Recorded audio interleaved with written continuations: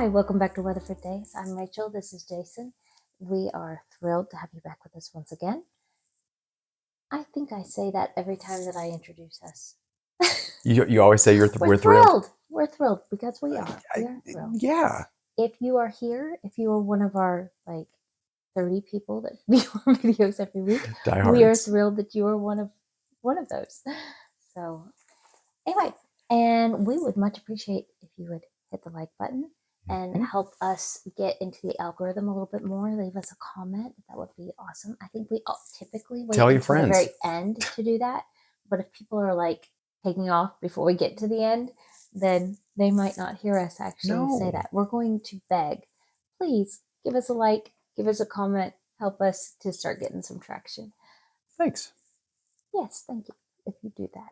Why we are here today. I had an interesting idea this week, sparked by, first, I watched a probably pretty viral YouTube video. It's by it's by Jubilee. It's called Surrounded. Yes, and it was Allie Beth Stuckey. I think it's called One Conservative Christian versus 20 progressive Christians. So they're all Christian, so to say. Right. Yeah. And I was struck by that video just by the fact of, and I actually, as I was watching it, I turned to Jason. I was like, okay, you've got to watch this just because it is one of the most civil of these that I've ever watched. Most of them are kind of frustrating because that's why I don't.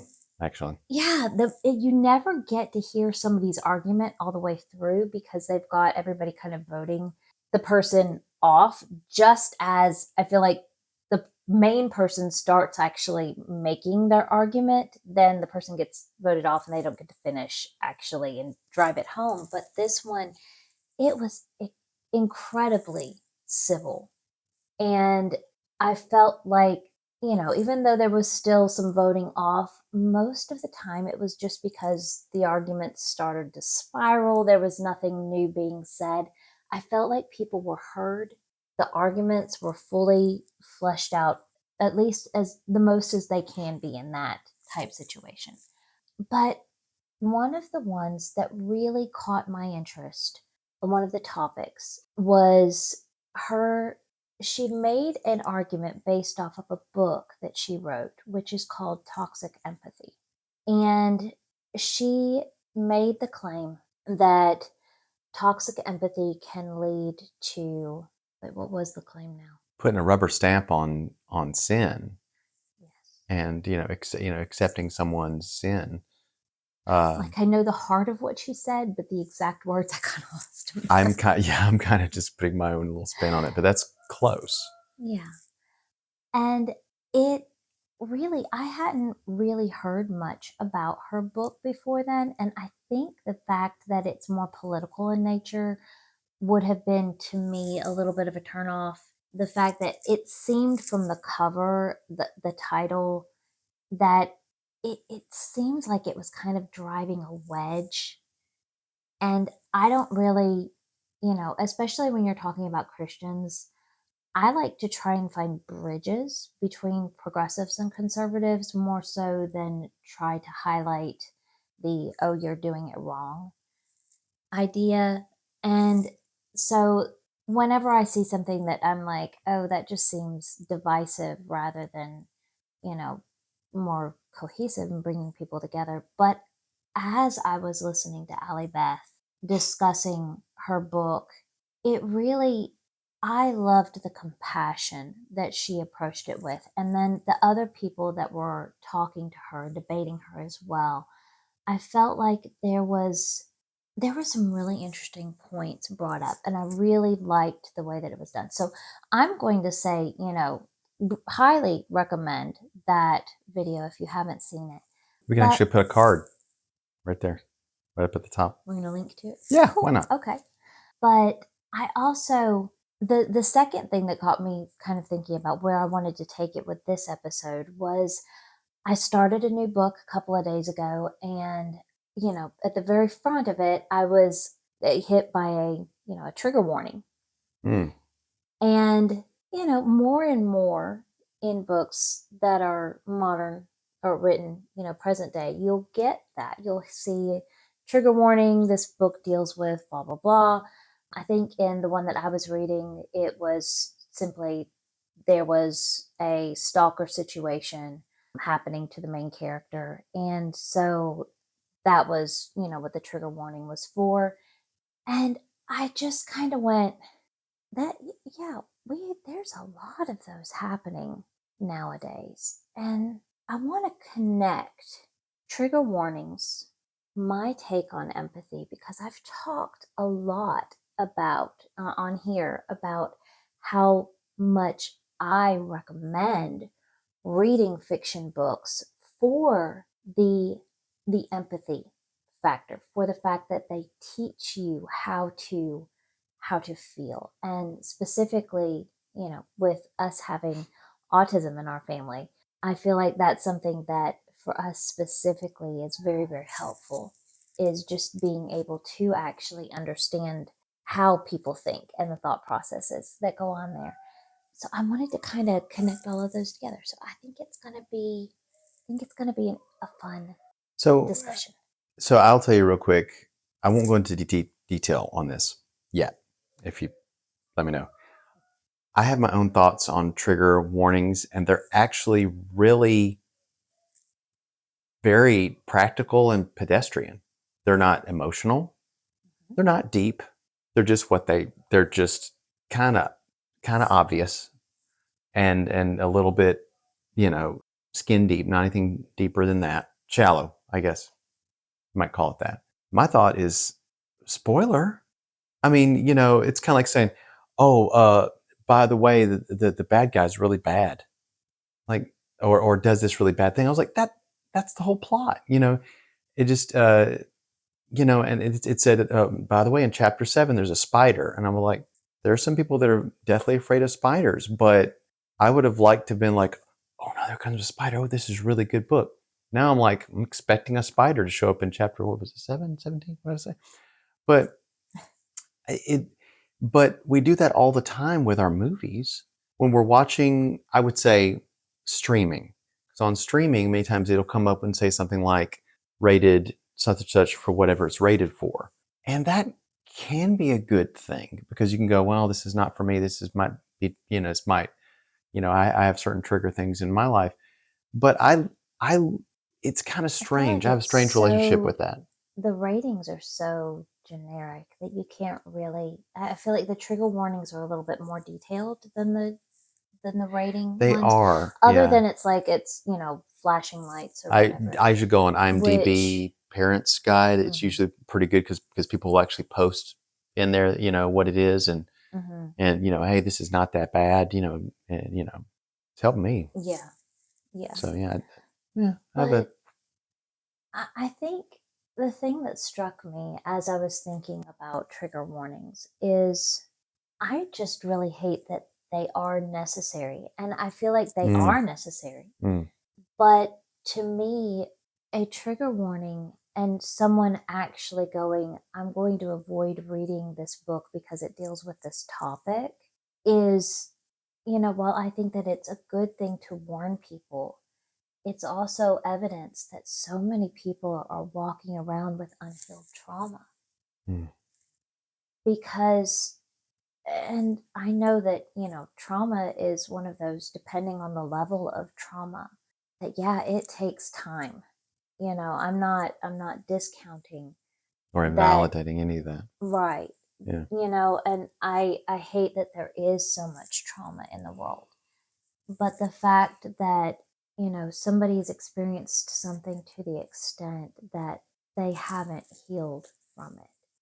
That's sad. And it's just evidence of the broken world that we live in, and I at the same time that, there's very real trauma from extreme, from very serious things. I also feel like sometimes we make traumas a little bit glamorized, if that makes sense, where it's almost... Okay, what do you mean by that? I feel like sometimes we find something to identify with as a trauma, as a part of being part of a group of people that have experienced something in common, and we hang on to it rather than healing from it and working through it. Where it's just it's cool to be, oh, I'm scared of spiders.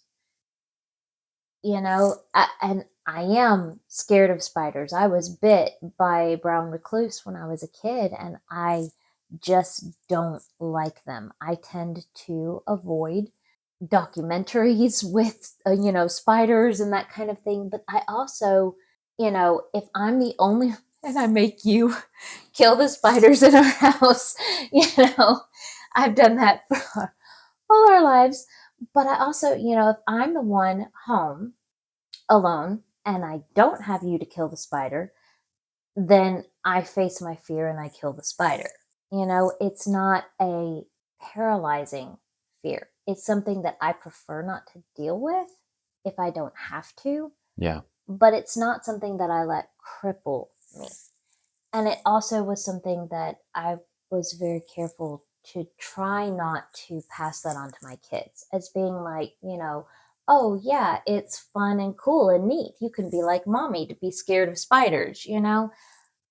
I went, here, watch this, look at this. And I think most all of our kids actually are really fascinated by spiders. They haven't inherited that, you know, what yeah, so I don't know if I'm explaining that very well. And Well, I mean, I don't want to trivialize the real traumas, you I will know? tell you that there are sensitivities when it comes to autism that you kind of, me and Lydia, my youngest daughter, we were in the car and she puts her hand on the radio and goes, William's not in the car, and turns it up because William gets the sound is a little much. And sometimes I have that too if I'm getting the sound from multiple different, if I'm getting it from one source, it's probably fine. If it's coming from all different I tend to focus on that one source and miss completely another. And she was saying, we can turn it up. We can, rock out here. And she was cool with that. And that's nice. But I don't want to discount somebody's genuine sensitivities with sound Mhm. that can have a biological component or even a neurological Well, there's a component. difference between a auditory processing, a sensory disorder, Yeah. where you actually are experiencing things louder or quieter than other people, and a an emotional trigger. I think that's a different. Yeah. I think that's comparing apples to oranges. Yeah, I think a little bit too. But I guess I can, if I can kind of understand that, maybe I can understand the need for trigger warnings for some people. If I can understand, have some empathy for somebody that's going through that Hmm. by kind of connecting it to something I already understand. Maybe that can create a little bit of a bridge, Yeah, at least for me, not necessarily for all, but I think that was just, kind of some of the thoughts on the trigger warnings and that need for empathy is just kind of, going, I'm not saying that that's not something that's needed. I'm just saying that with everything, you kind of have to look at it as how far is too far? At what yeah, point are we enabling someone to kind of just dwell and sit in their trauma rather than seeking healing? Versus, you know, we don't want to dismiss that that's very real and it's something that we can handle with compassion, and that people have different experiences and things that are like with me. I'm going, this was based off of a real life event for me that was, when I was young, and it was very real, and I carried that trauma for a long time. yeah, So, and I mean, at this point, it's not it's not crippling. It's not something that's holding me back. But I mean, when I was young, it was.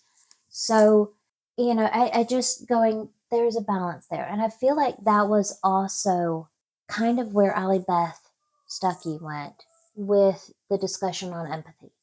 She's going, empathy is usually seen, especially by Christians, as something that is a very positive, very good thing. We all want to have empathy. So going, is there, That's 100% positive in all ways. right? And she was And talking she's about parts. going, but hang on, maybe sometimes it's going too far. And let's examine that. If it gets to the point where we're not just sympathizing, and she drew the line there between sympathy and empathy. Sympathy is understanding how people are feeling. Empathy is feeling the way other people are feeling. And I heard somebody say that they connected it with Bill Clinton when he said years ago, "I feel your pain," and I was like, "That's not really, I don't that think can't you that, do, no, actually. not you really." know, Being able to understand somebody's pain is different than feeling their pain. That is as a person that I do have a difficult time feeling other people's pain.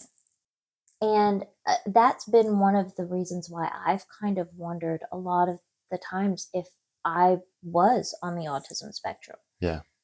And and I know that I have sensory issues, but just that very fact of, I feel like the only reason why I function the way that I do Mm-hmm.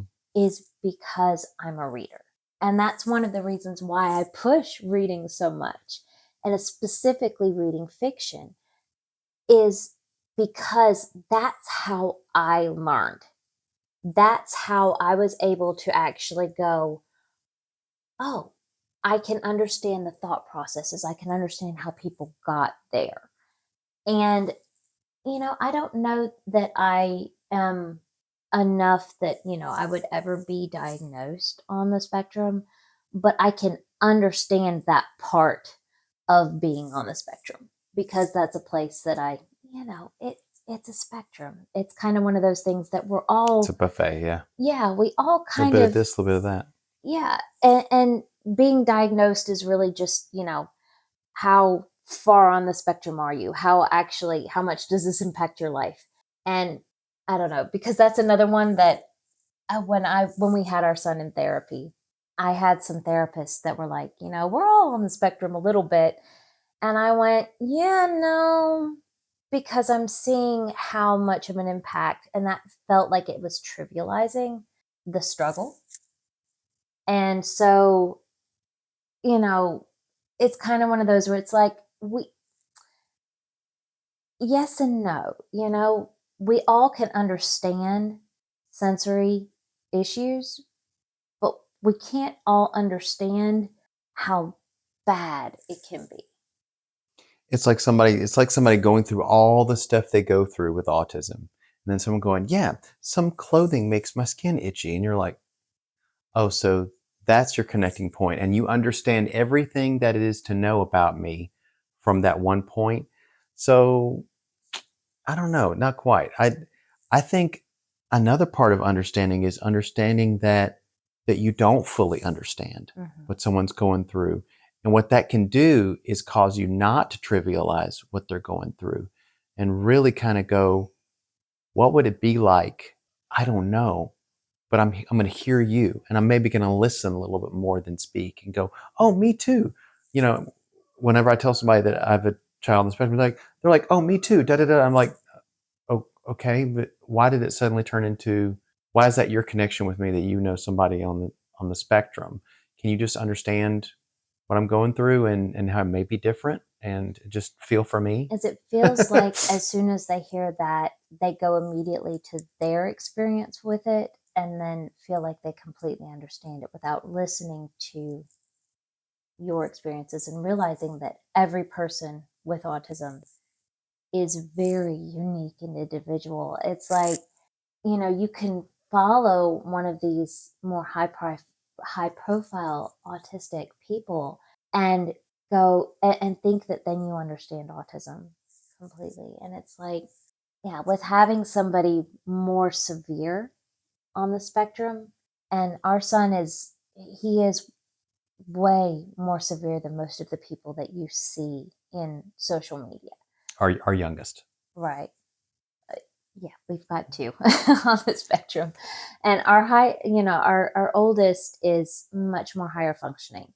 Our youngest is very severe. So it's kind of one of those that, every time that people are like, oh yeah, I have a child, or I have, know somebody, or a cousin, or, whatever on the spectrum.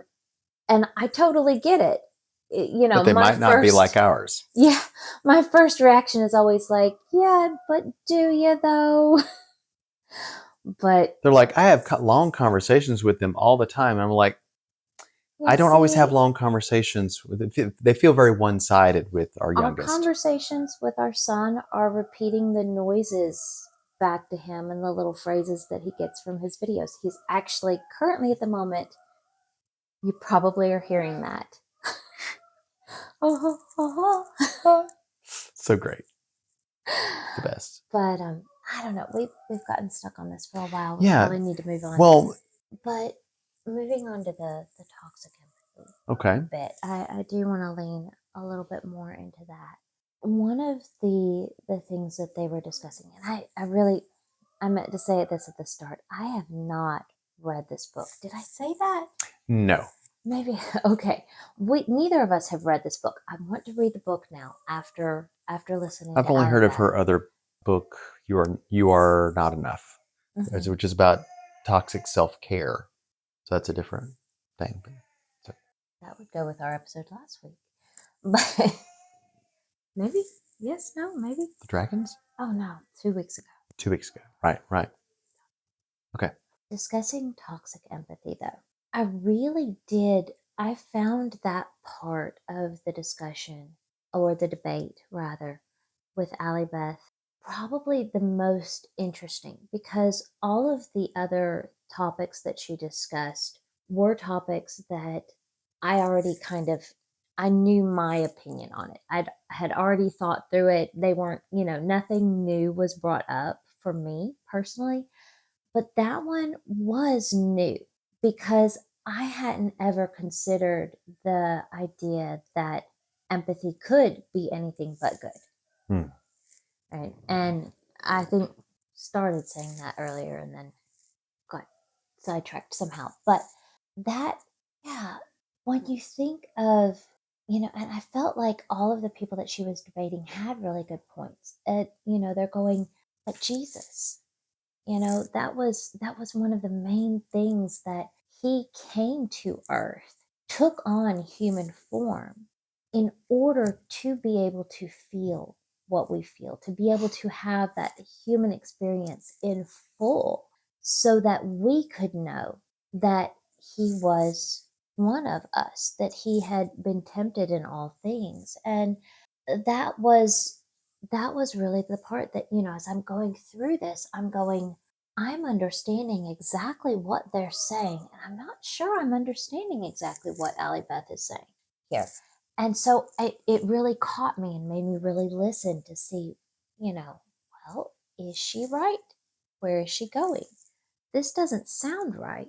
But the more that I listened, the more that I agreed with her. How did that strike you? Well, what hit me is that they kept using Jesus as an example. And in some ways, we can attempt to imitate and we can attempt to pattern our life after Jesus. But can we truly do what he did? God, omnipotent creator, the potter of the clay of the universe, okay, knows the end from the beginning, knows the human heart, knows all of that. And then in the ultimate act of empathy, comes into our situation, becomes flesh. I think that they were using that as that's what we somehow need to do. And the things that he didn't comment on, we won't comment on, will just be love, love, love, love, love, love, love, love, love. It just becomes this phrase they want to just throw out there. And to me, love corrects, and love, when it sees someone drowning, wants to pull them out of that water. And the people in the debate were right to bring up all different kinds of sin, and I agree with them. But the thing but it won't go into it. But some of the things that Allie Beth was pointing out is sin. They didn't want to be sin, and they wanted these other things to be sin. But it's not. Let me pick this one thing that I like, and then I'll hold that close to the chest, and all these other things. So there was definitely some right things in there. I think one of the things that we tend to think of when we define what sin is we tend to only categorize sin as something that harms someone else. Right. We say, if it's not harming anyone else, why does it matter? If it's not hurting you, mind your own business, And I think that, as a society, that's a pretty good rule, right? For the most Somewhat, yeah. part, it's like, if it's not harming anyone else, then okay, it's why I That's don't more of a mind. libertarian kind of Yeah, point but of I view. mean, I do tend to be more libertarian in politics. But I think that there's a difference between that and the definition of sin. Because we don't define sin as only that which harms someone else. We also say, if it harms you, it needs to be defined as sin. And that goes back to the whole thing of saying that our bodies are the temple of the Holy Spirit. And so we need to treat our bodies as being something that, we need to be holy. We need to be sure that everything that we're doing is right in God's eyes, because we don't just live for ourselves. We are embodying the Holy Spirit. We're embodying Christ. So I think that's where it's like, if I look at, do we need to regulate whether people can drink large sodas? No, we don't. Is that potentially harmful for them? Yes, but I don't think that laws need to be made to keep people from necessarily harming themselves. Right. I think that people need to be able to make up the decisions for themselves. And a lot of people take that to the abortion topic then and say, oh, well, it's not harming anyone else. Well, yes, Yes, actually, actually it is. is. There's more than just the mother involved there. There's another human being. That's why, I am completely anti-abortion. So, but that's not our topic. Maybe one of these days. Well, political and spiritual are two different things. Yeah. You know, But, when you sometimes they look overlap. at, should someone be allowed to live and to do things? Yes, they should be allowed to do things that harm themselves in a free country. I would Sure, hope that they yeah. wouldn't. But we also don't need to say it's not sin if they're harming themselves. It is sin. That's a lot of the things that the Bible outlines as sinful behavior aren't harming anyone else necessarily. They're harmful to ourselves, to our And spirits, to our sometimes there's just things souls. going on in your own mind. Right. And even Jesus calls that out. Sin It's like the whole lust means thing. sin is a word actually that's related to archery, missing the mark. Mm-hmm. God is the mark. Holiness is the mark. Anything else is missing that bullseye. So are we, are there things that we don't call sin that are sin? Probably so. But it's missing that mark of that. It says the mark of the high calling. Paul says the mark of the high calling. So do we miss the mark a lot of times? Yeah. In fact, we actually use that term. We would say, I missed the mark on that one, and that's sin. So I think that we make, these big things. Oh, that guy murdered that other person, or they were greedy, or they did something like that. But the things that I am okay with, my pet things, they're okay. the things that that's not sin. That's just somebody just living their life, and you're like, no, it's not. And that's where toxic empathy can cause your brain to go, is to feel for somebody so much that you just go, yep, and just rubber stamp what they're doing. Mm-hmm. And even though it may be harmful to them, but you don't want to judge. No judgment, right? We don't judge, right? But you have to discern and have to judge. You can't just be all emotion. That's where empathy can go toxic. I think that verse is used out of context so much. Yes. Like, because it goes, for by the measure that you judge, you'll be judged. It's a And warning, not a prohibition. I mean, judge not lest you be judged, for by the measure that you use, I feel like it's, there is a balance there with that. It's going, be careful Yeah. how you're judging. And I don't want to take that completely.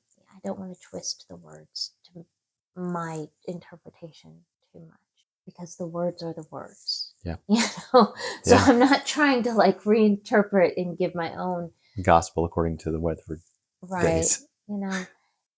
but reading that whole segment, that whole passage of, it's kind of one of those things that, I'm trying to feel this out, because we are called to evaluate ourselves. We're called to speak truth to lies in the world. And we can speak that truth in kindness because we would want truth spoken to us in kindness. But you have to actually think, would I want someone to lie to me to make me feel good versus telling me the truth? Does that actually serve me in the long run? Right.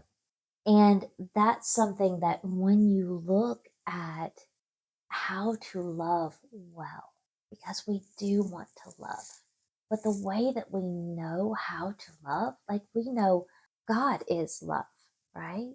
The very definition of what love is, because we're so messed up as humans and we get so confused because sin confuses things, and we all have our own sins, right? It's Right. very, very hard to see clearly what, when we're dealing with an issue, how to get through that. And we need people outside of us to speak and to see our situation, because we can get so wrapped up and so confused that we can't see clearly whether something is hurting us or not. And if we don't have people that we can trust to speak truth to us rather than just to say the things that they think we want to hear, then we're just going to be continuing to walk in our own confusion.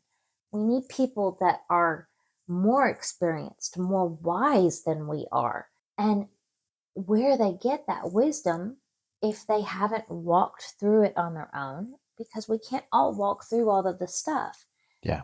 You can't empathize with everything everybody Right. has ever experienced ever. I don't care how many documentaries you watch where they bring you into the person's situation, but Right. or how many books you read. You can't do it. It has to be the Holy Spirit, And power that's of the discernment. thing. We get that wisdom from the Bible, from the one who authored us, who created us, is what I mean by that. Yeah. Who authored our stories. He created us as humans, and he gave us, he said, I am love, and I am teaching you how to love by giving these commandments and these rules so that you know how to live in the best way. Because the only one that can tell us how to function, it's kind of like if you've made something, you make a user manual to go with it, Mm-hmm. because the person who created it is the only one that can actually say this is how it functions the best, because they know at a depth, beyond anyone else has, how this thing functions. And that's what God did for us and what he gave us in the Bible. And in those commandments, he gave us a user manual for how we humans function best. This is the ideal setting. You can try to break its programming. See, I'm a tech guy. You can try to break its program. You can try to tweak it out. You can do all these different things, but because you don't know every little bit of this system, there is going to be something that you're going to miss, an unforeseen issue. And you're going to be like, oh, I know, yeah, and whatever excuse you want to give. But I guess what I'm saying is when we get outside of use of something, we get into misuse and we get into abuse of those things. We don't see other human beings the way God wants us to see them. Therefore, we misuse them. We abuse them. We abuse ourselves by not understanding God's perfect plan for us. Do you trust God? God is love, but do you love God? He said, if you love me, keep my commandments. He's trying to say, if you trust me, if you love me, and you know that love and trust are together in that. If you love me and you trust me, and I say, this is what you need to do, you just say yes. Yes, because I trust you. If I say, I don't know, so maybe there's some places you need to work on. But I mean, if God says it and He made you, I think He's in the right, and I think we're in the wrong, and that's okay. That's okay to be. It's okay to be wrong. I find it I Mm. found it interesting. Mm-hmm. Some of the things that the people brought up, the examples they talked about how when Jesus spoke to the woman who was caught in adultery, Mm-hmm. and he said, "I don't condemn you." He said, "I don't condemn you," in as far as I'm not going to stone you, Right. but he also said, "Go and sin no more." He called it a sin, her adultery Right. sin, and He didn't say, yeah, "Go back to the way you're living. I Keep going." understand I why you understand. cheated. Yeah. Oh, I mean, it must be really yeah, hard to be a yeah. woman in So, this hey, culture. do your thing, girl. Live your life. No, never. I understand you need to support yourself, and if you can make money by selling your body, then you go for it. No, that's not what he did. He said, I get it. Yeah. Hey, you convinced me. I think it's the other way around. I think we need to, he's the one that needs to convince us to follow his path, not us to rubber stamp, not him to rubber stamp our life, but for us to be stamped with his life. I guess that's where I was going with it really is. It's a beautiful thing to watch the way that Jesus interacted with and called people to a higher standard of living. He never condoned sin.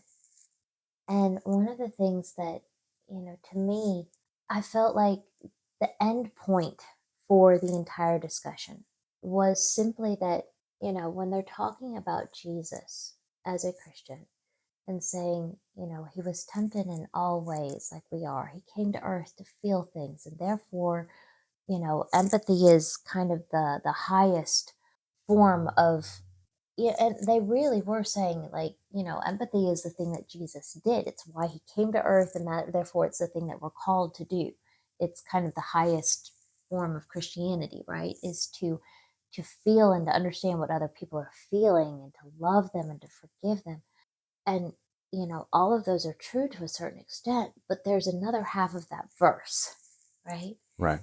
It says that he was tempted in all ways as we were, and yet without sin. And that's where you have to go. He felt all the things that we felt, he understood, but he never sinned. There was still that line with him. And I really feel like, that's where Allie Beth is going. And I want to read the book just to make sure that I'm representing her Not correctly. mischaracterizing it. Right. Yeah. But I felt like that was the point that Allie Beth was saying. She's saying empathy is not wrong, in and of itself. Just like love is not wrong. But just like there can be toxic love, there can be toxic empathy. It's a possibility that's there. And she's cautioning people against it. She's saying you can Some feel danger things, points. Yeah. right? Don't feel things so much. Don't put yourself so much in another person's life and in their feelings, to where you're understanding them so completely that you're justifying their sin. And it really did, it takes me back to, and I keep on bringing up this book so much because, and you know which book I'm talking about, right? I don't. Oh, wow. Yeah. I thought you would know. I feel like it's the one that I come back to so often just because it's such a well written book, Hmm. but it also is dangerous because it's so well written. Twilight. Exactly. I knew That you knew. that was your clue. Is you said Hmm. is you've used phraseology that you've used before in the past with this book. And it really is. That's the one that to me was the first book that I realized that empathy could go too far. And that was the one that, as soon as I realized what Allie Beth was saying, I went, oh, yeah, I get that. I totally get that. And that's, at the same time that I'm saying, fiction is incredible because it helps you to understand how people are thinking and how they're feeling and to make those connections. And you can learn how to navigate a situation that you may never have faced before because you're getting so much in that person's mind that you're stepping through all of those decisions and processing all of those emotions at the same time that they are. So it can help you to be a much more empathetic person. But at the same time, I always go back to be careful that the books that you're reading, that if they start telling you that, you know, like Bella, you should choose to lay your humanity down and become a vampire because that's what you are supposed to be, and that you should fall in love with someone irrevocably, and it doesn't matter that they want to drink your blood. That still, you have no other choice but to continue on with this relationship. um that's the toxic point, right?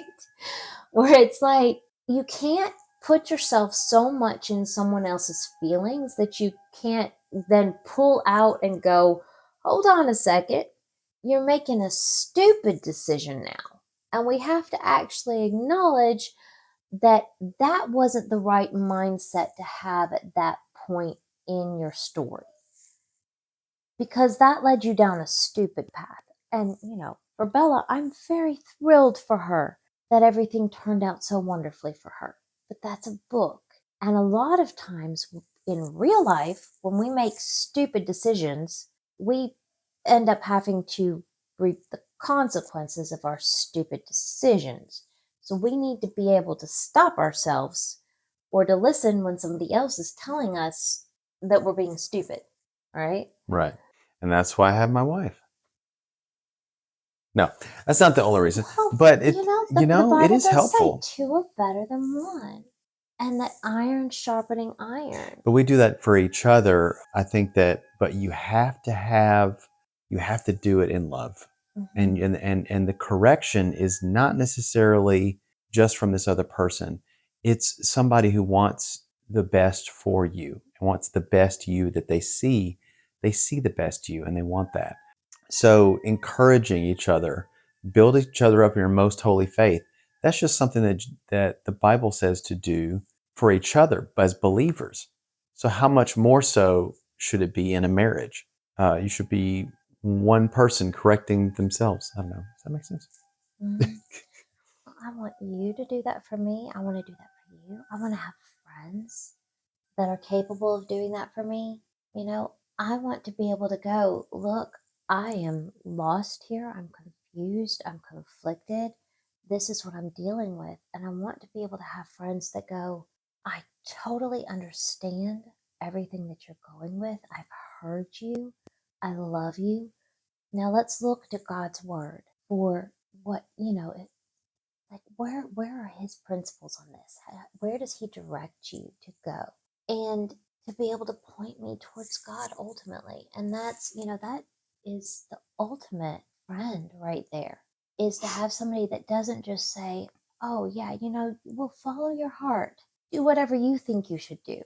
My heart doesn't always lead me the right way. We've I said it have to before, it's look at deceitful. God's rules, and if somebody can give me direction based on God's principles, oh, what a jewel of a friend are they. Well, one quick thing about empathy is it's supposedly feeling what someone else feels. Okay. If not only psychology, but the Bible says that the heart is a deceitful thing. Who can understand it? But when they say who can understand, they mean only God. So to me, your emotions can be lies sometimes, but we call that our truth, my truth. It's my truth. Oh, okay, but your truth could be a self-delusion or a lie. And to call that out, it's almost like we're saying you're invalid or you're invalidated by that. It says, be angry and sin not. It didn't invalidate that emotion or that anger. Sometimes the anger and the fear is going to be there, but it says, and sin not. And a sin would be to feed that anger and say it's justified and it's correct and it's holy. And sometimes it's not. It's just sin. And you have to be able to sin not. You have to call out the actions that you might do while angry. So you have to have some self-reflection on that. And not all of us are really good with self-reflection. That's actually something you have to learn. Children have to learn it. Adults have to learn it. But that's why you need to surround yourself with people that are going to reflect they're going to show you parts of you that need worked on, but also encourage the parts of you that are great, that are God-given, and lift you up. You find somebody that has both those things, that can call out the nonsense, but also show the places in you that make a lot of sense. If they're the same person, that's a friend. That's somebody who will stick to you for life. Sometimes they're two different people in your life that do that. Sometimes people do really great at times in their life, and they mess up sometimes too, because we're all human and we all can't be perfect all the time. So No. it doesn't mean somebody's, necessarily bad because they gave you bad advice one time. I think that comes from personal experience or something. Hope it's not any advice I gave you that was bad. No, I think that just comes from knowing that I myself have not always been perfect. Not thinking about anybody else. Oh, I know I'm not. Sometimes I'm really good about pointing people towards God, and sometimes I'm really bad at it. At pointing yourself towards God? Or other people, our children, Yeah. Those are the ones I tend to speak into their lives the most. But, We're speaking into your life right now. Yay. And you're speaking into ours when you go into the comments and you say little cool things to us. Thank you. Thank you for that. Okay. With that, I think that we're going to call that a pause. I feel like this was a really good discussion. That's my truth. I feel this was really good. Okay. I think I'm good at that stuff, but maybe I'm not. All right. Well, brief note from us. After this week, we're going to have one more episode, which should come out, November 1st? Very shortly after end of October. Mm-hmm. Which our plan is to do a Thanksgiving themed episode because we're planning on taking most of November off. Just a little bit of time to reset, to focus on family. And then we are planning on being back in December for some Advent themed, Christmas themed episodes, which should be super fun. But just wanted to give a little heads up that is happening, and we'll say it again next week probably. Yeah. But thanks for sticking with us through this. What am I saying? Through this. Thank you. Leave it in there. This rambling discussion. You just looked at all of me. Yes. So I would also say, if what we've been talking about for these different episodes we've been doing, if it blesses you or makes you think or made you laugh or, made you feel anything, talk to some people that you know and let them know, hey, have you heard of Weatherford Daze? I think sometimes when someone says, to somebody else, hey, I listened to something really good, that it means something more than some silly algorithm. That it's actually your heart talking to somebody else's heart. And that means more, I think, to us as well. Well, thank you once again. Let us know what you think about toxic empathy. Follow, swing over, watch the discussion with Allie Beth Stuckey. We'll see you next week. Yeah. Bye. Bye.